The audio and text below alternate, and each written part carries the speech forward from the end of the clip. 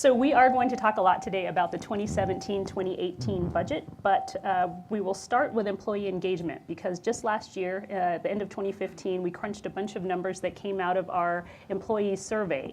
And we learned a lot in that survey. People did not hold back on what they were thinking and feeling and wanting because that's what we asked them for. And some of the biggest issues that they raised were around leadership visibility and hearing directly from leaders at all levels on some of the big issues that we're facing. So what did you hear? What was your takeaway, I guess, from that mountain of data that was crunched? Yeah, well, first off, the results were improved considerably from a few years ago, so that was good news.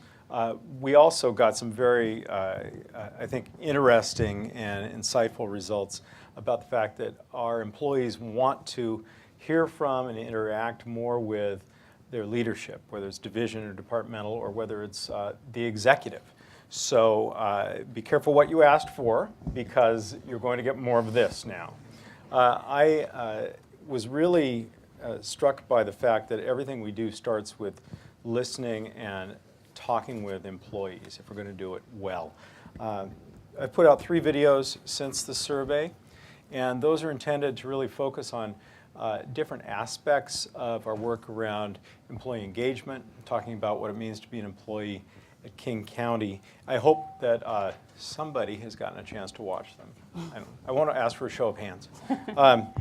And we've had the opportunity to attend a handful of departmental all-hands meetings as well to talk about how employee engagement relates to the ability of each department to follow through on its mission and of each employee of that department to really enjoy their work here at King County. And that's important. I mean, it's important for employees to feel engaged and respected and to enjoy their work.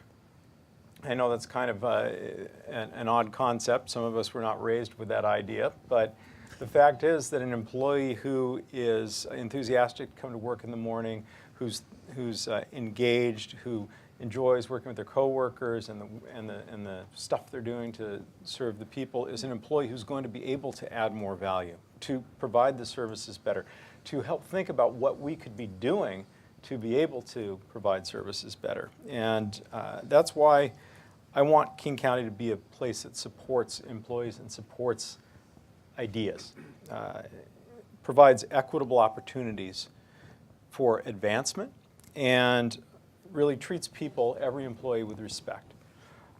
This employee town hall is another opportunity, an opportunity for us to gather, although some of us it's virtually, but gather together to discuss the issues that are important to you in the county.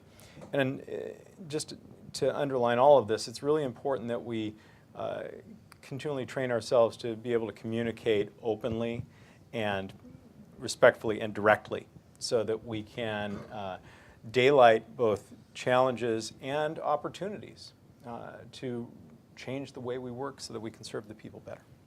I hear lots of feedback from our customers, and sometimes it's complaints, and I always remind myself that a complaint is a good thing because it lets you see where the problems are that you can fix. So and of course, everybody here is a customer too. That's right. Right? We always have to remember customers are external, but they're also internal.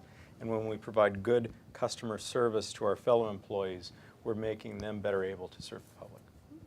So we're going to turn to the budget now, and like many things at King County, the experience that you have with a particular issue really depends on what department you're in. So we know that depending on what your department's budget is like, your experience with the budget could vary quite a bit from others. Yeah. So we know that there are some big overarching challenges.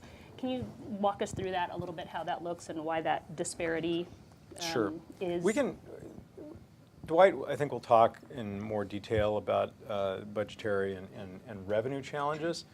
But just in this room, we have natural resources and parks. And of course, we have a parks levy. So a good portion of the work that many of you are doing is funded by that property tax levy that has to be renewed periodically. And then there's transportation employees, including transit. And much of transit is funded by a 9/10 sales tax, which has its own challenges because when times are good, it's pretty good, but as we saw in 2009, when times are bad, it's disastrous. But in our general fund, we rely quite heavily on property tax. And the property tax is limited in this state, as Dwight will explain, to something that's considerably less than what it takes to provide for the basic needs of the people. You are looking at a challenging budget for this year, and the biennial budget that we'll be putting together is going to create even more challenges in a lot of ways.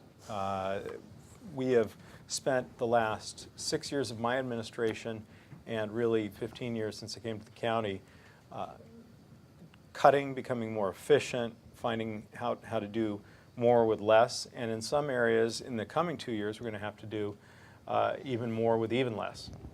And that is going to really stretch our ability to continue providing the service that people need.